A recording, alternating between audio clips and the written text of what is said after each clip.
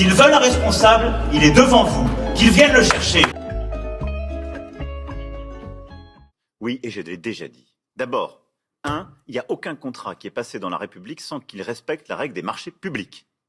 Mise en concurrence, transparence, responsabilité de celles et ceux qui signent. Donc tout est clair là-dessus. Non mais donc, oui, sinon c'est du pénal.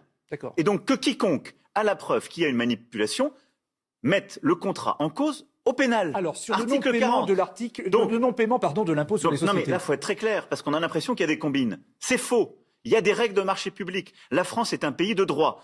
S'il y a des preuves de manipulation, que ça aille au pénal. Deuxième point, c'est une très bonne chose qu'il y ait une transparence complète.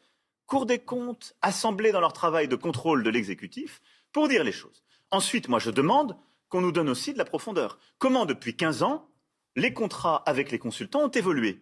Je ne suis pas persuadé De tous les gouvernements. Je suis pas persuadé que sous ce quinquennat, il y ait eu moins de contrats que sous certains autres, y compris de celles et ceux qui nous attaquent aujourd'hui. Donc faites la transparence complète.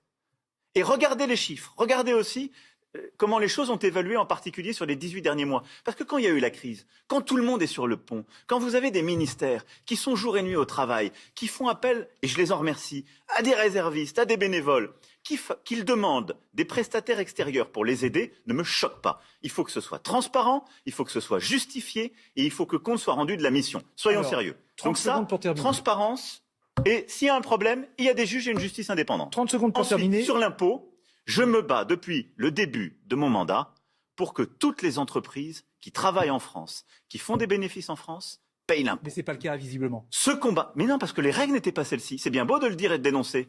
Mais personne ne fait payer aujourd'hui à des entreprises comme celle-ci l'impôt en France parce que c'est pas les règles.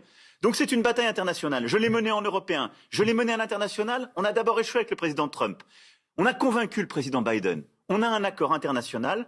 L'Europe est en train de le transcrire. Sous présidence française de l'Union européenne, nous allons passer l'impôt minimal pour toutes les sociétés, grandes multinationales du numérique, et tous ces cas-là pourront être bannis. Et donc, dans quelques mois, on va pouvoir le faire.